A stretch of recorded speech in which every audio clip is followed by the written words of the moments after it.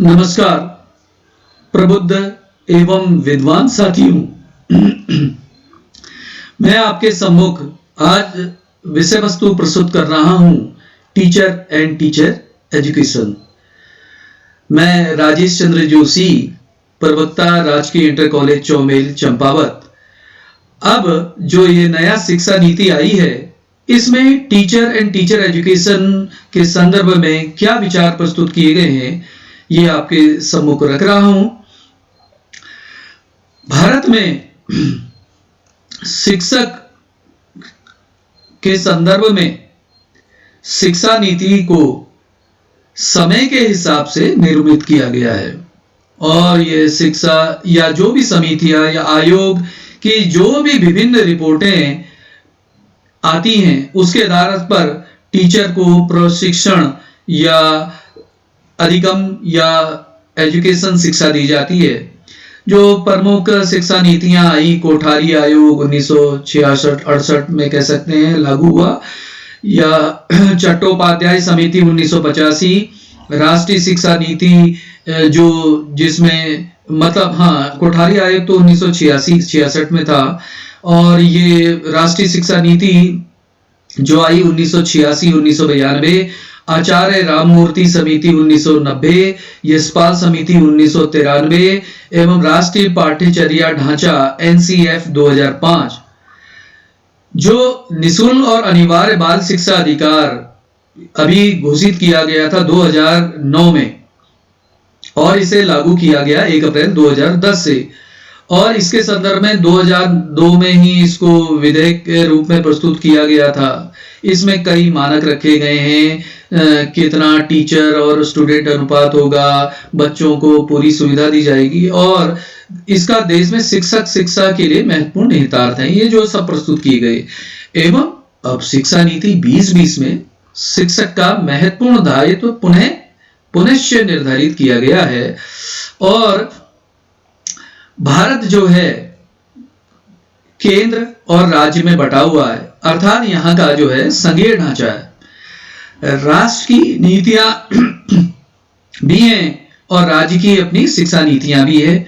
तो इसमें जो नीतिगत और विधिक ढांचा है केंद्र सरकार द्वारा प्रदान किया जाता है। फिर भी जो विभिन्न कार्यक्रम और स्कीम होती हैं, उसका कार्यान्वयन प्रमुखतः राज्य सरकार द्वारा ही किया जाता है। स्कूली बच्चों की शिक्षा उपलब्धियों में सुधार के विस्तृत उद्देश्य की जो दोहरी कार्यनीति है। अब मान लिया जाए इसमें दो चीजों को बताया गया है कि अध्यापक है, उसको निरंतर पढ़ाया जाता रहना है। अभी आपने देखा होगा कि कोविड-19 आया तो हर टीचर को आवश्यकता महसूस हुई कि वर्तमान परिस्थिति के अनुसार वह अपने आप को ढाले और जो नई तकनीकों का सहारा लेते हुए, यानी कि डिजिटलाइजेशन का सहारा लेते हुए, उसको प्रशिक्षण करके अपने आप को प्रशिक्षित किया। फिर बच्चों को डिजिटलाइजेशन के द्वारा अध्यापन कार्य कर रहे हैं। और विभिन्न जो ट्रेनिंग होती है स्कूल में आने से पहले, अब जो नई शिक्षा नीति में भाई जो कर दिया गया है कि बीएड कर दिया गया है, इंटर करने के बाद ही 4 साल का बीएड कर ले या बीए करे या बीएससी, अब जो भी उसका ग्रेजुएशन है, अब तो बीए बीएससी कुछ नहीं होगा, ग्रेजुएशन होगा नाम उसका। और वह अपना 1 वर्ष 2 वर्ष 3 वर्ष 4 वर्ष का अगर उसने ग्रेजुएशन कोर्स कर लिया है, तो उसके बाद क्या होगा, अब उसको टीचिंग का करना है, बीएड करना है, तो उसके लिए भी वहां उसके साथ 1 या 2 साल में वह अपना बीएड कर लेगा। और जो बच्चे बिल्कुल ही शिक्षा से ही जुड़ना चाहते हैं, वो इंटर के बाद तय कर लेंगे कि इसी फील्ड में आना है। और जो ग्रेजुएशन के बाद भी इसमें आया जा सकता है, लेकिन उनके लिए बीएड करने के अवधि जो है, प्रशिक्षण अवधि 1-2 वर्ष से रह जाएगी।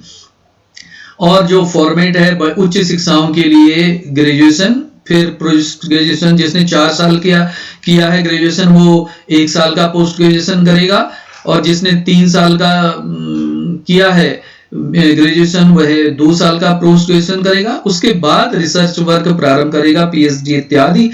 और लेकिन एमफिल हटा दी गई है, तो उच्च स्तरीय शिक्षा पीएचडी भी कर लेगा। तो ये सेवा पूर्व प्रशिक्षण निर्धारित किए गए नई शिक्षा नीति में। और सेवाकालीन प्रशिक्षण की आवश्यकता हमने अभी देख ही ली कोविड-19 में ही। और इसके अलावा हम निरंतर पढ़ाई और लिखाई या नवोन्मेष कोई भी चीज होती है उसको हम ट्रेनिंग के माध्यम से आसानी से सीख जाते हैं। तो जो सेवा पूर्व प्रशिक्षण के लिए राष्ट्रीय शिक्षा NCERT ने सांविधिक निकाय है, वहां पे देश में शिक्षक अभी तो जो शिक्षक शिक्षा के नियोजित और समन्वित विकास का जिम्मेदार है।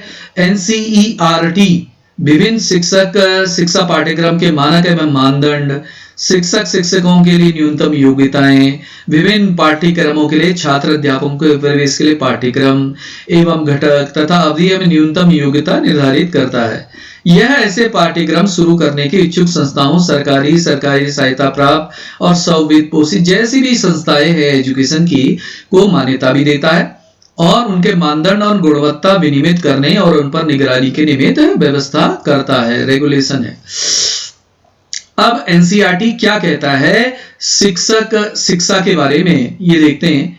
एक ऐसा प्रोग्राम जो शिक्षण, अनुसंधान एवं प्रशिक्षण का होता है, जिसके माध्यम से व्यक्ति को प्री नर्सरी से उच्च स्तरीय कक्षाओं तक कुशल निपुण शिक्षण करने में सफलता प्राप्त होती है।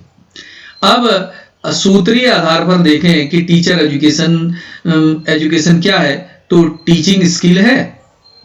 टीचिंग स्किल यानी कि उसकी जो शिक्षण कुशलता है, निपुणता है, उसके साथ पेडागॉजी थ्योरी है, जो समग्र उसकी सोच है विषय वस्तु के बारे में, उसका आधार है, उसका दर्शन है, उसकी फिलॉसफी है, उसका तरीका है, ये सब इसके अंदर शामिल है। धन, प्रोफेशनल स्किल, व्यावसायिक कुशलता कि वह प्रोजेक्टर से पढ़ाता है कि कहानी के रूप में आसान करके, अभ्यास विधि से सरल से जटिल की ओर, जटिल से साधारण की ओर, या प्रोजेक्टर विधि से या ऑनलाइन किसी भी प्रोफेशनल स्किल जो उसने प्राप्त किए हैं, यूट्यूब, यू चैनल इत्यादि।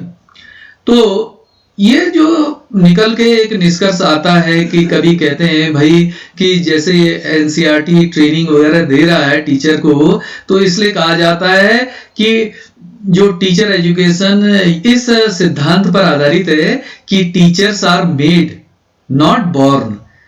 तो अध्यापक या शिक्षक जो है बनाए जाते हैं, पैदा नहीं होते। समय परिवर्तन के साथ गत्यात्मक समाज की आवश्यकता को देखते हुए टीचर एजुकेशन की आवश्यकता पड़ती है। कोविड-19 महामारी के समय में शिक्षकों ने इसका गहराई से अनुभव प्राप्त किया है। टीचर एजुकेशन का आधार बिंदु जो उसका भी पाठ्यक्रम होगा, जो उसने पढ़ाना है, टीचर जो पढ़ाते हैं विद्यालय में, उसकी संरचना, डिजाइन, संगठन एवं शिक्षण के तरीके जो भी हैं, ये सब शामिल किया जाता है टीचर एजुकेशन के संदर्भ में। अब नई शिक्षा नीति 2020 में शिक्षक को महत्वपूर्ण मानते हुए से कई दायित्व सौंपे हैं। यहाँ पे दायित्व शब्द होना चाहिए, कई दायित्व सौंपे गए हैं। जैसे कि उसकी जो फंडामेंटल स्टेज है बच्चे की 2020 की शिक्षा नीति में, आधारभूत साक्षरता एवं संख्यात्मक ज्ञान देने के लिए शिक्षकों को प्रशिक्षित किया जाएगा, उनको प्रोत्साहित किया जाएगा और सहयोग दिया जाएगा। अभी तो कह रहे हैं शुरुआत करने के लिए आंगनबाड़ी कार्यकर्ती या जो भी है वो प्री नर्सरी देंगी, उनको ट्रेनिंग दी जाएगी 6 महीने की या साल भर की, जो भी होगा संभव। तो और वैसे तो ऐसे स्टेज में बच्चों के साथ काफी योग्य प्रशिक्षित व्यक्ति ही इसको कर पाएगा। तो ये देखे जाने का विषय है कि क्या संसाधन उपलब्ध हो पाते हैं इसको शुरुआत करने में। टीचर एजुकेशन में पाठ्यक्रम को प्राथमिक स्तर पर रीडिजाइन किया जाएगा, यानी कि उसका सिलेबस क्या होना चाहिए, बस्ता कितना जाएगा, या विद्यालय में ही उसका झोला रखा जाएगा, या उनको पढ़ाई में क्या क्या सिलेबस रखा जाएगा, गणितीय ज्ञान कितना दिया जाए वहां तक, ताकि वह कुशलता और आसानी से आवश्यकीय रूप से इसको शिक्षा ग्रहण कर पाए।